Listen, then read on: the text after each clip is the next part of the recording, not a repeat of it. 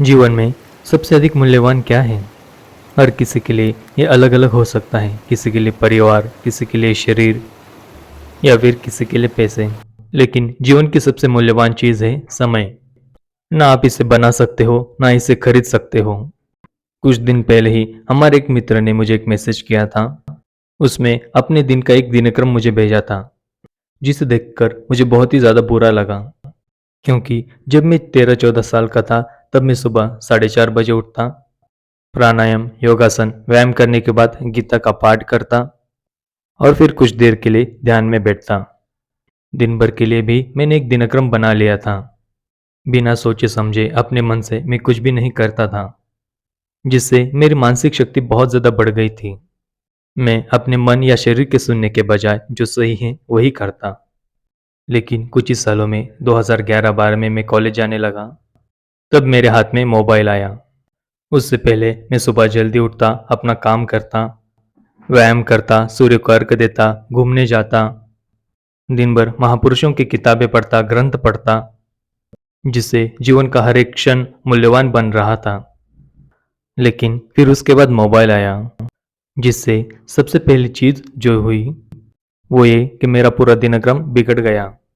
ऐसा भी नहीं कि मैंने व्यायाम छोड़ दिया या अच्छा खाना पीना छोड़ दिया।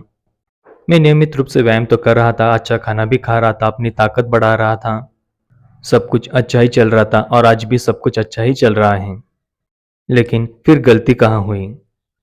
गलती ये थी कि मैं दिन में केवल 2 से 3 घंटे व्यायाम कर रहा था और बस उसी समय में मेरे हाथ में मोबाइल नहीं था।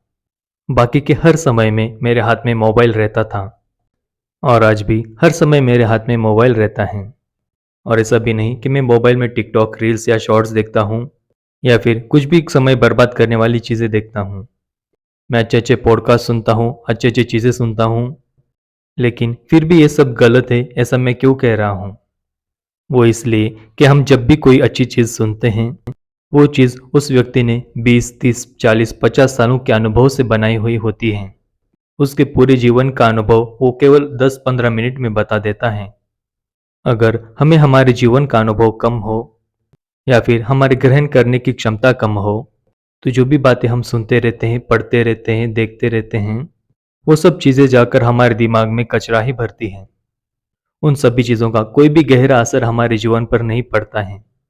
मेरे जीवन में जो भी अच्छे बदलाव हुए हैं, जो भी मेहनत करने की ताकत बढ़ाई है, मानसिक शक्ति बढ़ाई है, जो भी जीवन में डिसिप्लिन या फिर मन पर कंट्रोल लाया है, वो सब मेरे असल जीवन की मेहनत, असल जीवन की दिनचर्या इन सभी की वजह से ही हो पाया है। अगर मैं शुरुआत से ही किसी अच्छी दिनचर्या का पालन न करता, जीवन में डिसिप्लिन न लाता और केवल पॉडकास्ट ही सुनता रहता या बड़ी-बड़ी बातें सुनता रहता, तो ज़ाहिर-सी बात है आज जो भी ताकत है, जो भी सूझबूझ है, वो यहाँ तक बिल्कुल ना आती।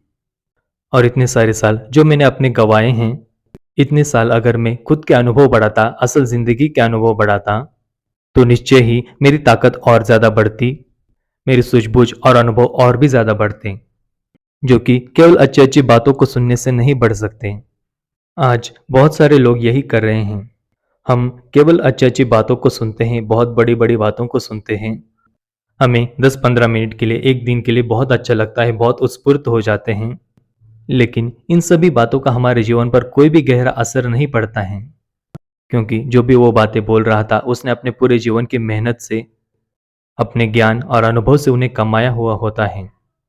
वो उन बातों को जब ऐसे ही बाँट देता है, तो हर कोई हमेशा उसे ले ही पाता है, ऐसा भी नहीं है।